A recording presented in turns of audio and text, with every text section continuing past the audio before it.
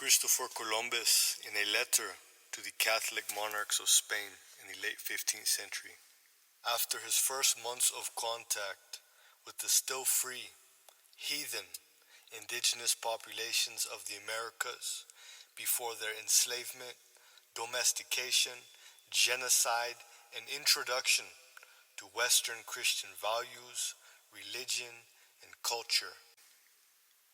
I certify to your highness that in all the world, I believe that there are no better people nor better land. They love their neighbors as themselves and have a speech that is sweetest in the world and mild and always laughing. They are so guileless and so generous with all that they possess that no one would believe it who had not seen it. They refuse nothing that they possess if it be asked of them. On the contrary, they invite anyone to share it and display as much love as if they would give their own hearts. For they are the best people in the world and the gentlest. They would make fine servants. With 50 men, we could subjugate them all and make them do whatever we want. 100 castellanos are easily obtained for a woman as for a farm, and it is very general, and there are plenty of dealers who go about looking for girls. Those from 9 to 10 are now in demand. You love that people who always make you welcome to the very best that they have. I pity the people who exploit kindness and cut off trusting hands. You love the people who are honest without laws. I pity you people who bring death and terror without just cause.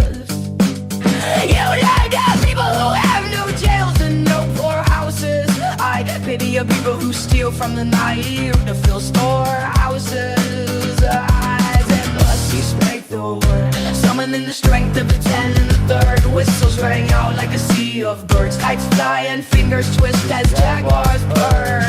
Destroyers wept as they heard the word. Boots on, homies! Boots on! Boots on! Boots on, homies! Boots on!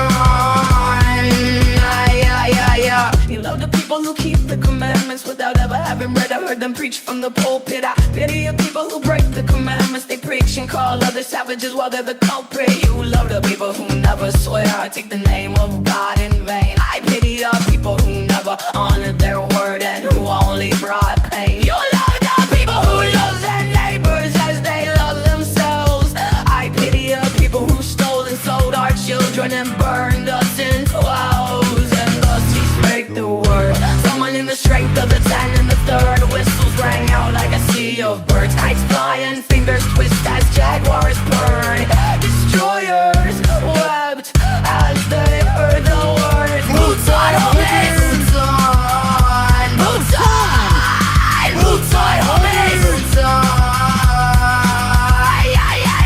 You love the people who worship God without a Bible, for you believe the Creator loves them also. I pity you people who do not know Creator, and I believe Creator knows them not also. You love the people whose religion is all the same and who are free from religious animosities. I pity you people whose religion is all a game, who in His name commit unspeakable atrocities. You love the people who have never raised a hand against you or stolen your property when there was no law to punish either. I pity you people who raise hands against the innocent, who laws only protect their leaders, liars, cheaters, and deceivers. And thus he spake the word, summoning the strength of the 10 and the third. Whistles rang out like a sea of birds. Kites fly and fingers twist as jaguars burn. Destroyers wept as they heard the word. Boots on, homies! Boots on! Boots on! Boots on, homies! Boots on! You loved and didn't fear mankind when God had made enough them, for they are His children. I pity a nation who raped the earth, covered in the blood of 125 million. You love the people who have never fought a battle with the white man, except on their own ground. I pity a people who take by force what's not theirs, whose minds and spirits are unsound. You love the people who live and keep what is their own without lock and keys. I weaponized trust and disease. And thus he spake the word, summoning the strength of the 10 and the third. Whistles rang out like a sea of birds, kites fly and finger twist as jaguars purred. Destroyers wept as they heard the word. Bullseye, homies! Bullseye! Bullseye! You know people who do the best they can. I pity the people who cannot with love understand. You love the people who don't live for the love of money. I pity the people whose souls are muddy, who will only know the creator from the books they study, and who only live for the love of money. A poem written by George Catlin, an American lawyer, painter, and author that had spent 6 years from the year 1830 to 1836 traveling and living with various unconquered, uncolonized, and still free Indian tribal people prior to their enslavement, colonization, and forced assimilation into Western Anglican colonial society, religion, and culture. I love a people that have always made me welcome to the very best that they had. I love a people who are honest without laws, who have no jails and no poorhouses. I love a people who keep the commandments without ever having read or heard them preached from the pulpit. I love a people who never swear or take the name of God in vain. I love a people who love their neighbors as they love themselves.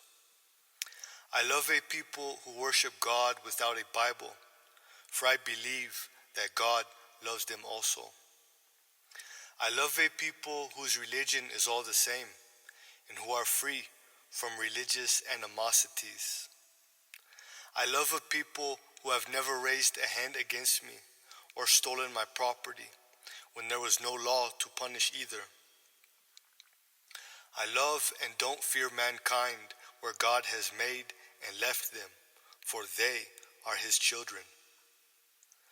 I love a people who have never fought a battle with the white man except on their own ground.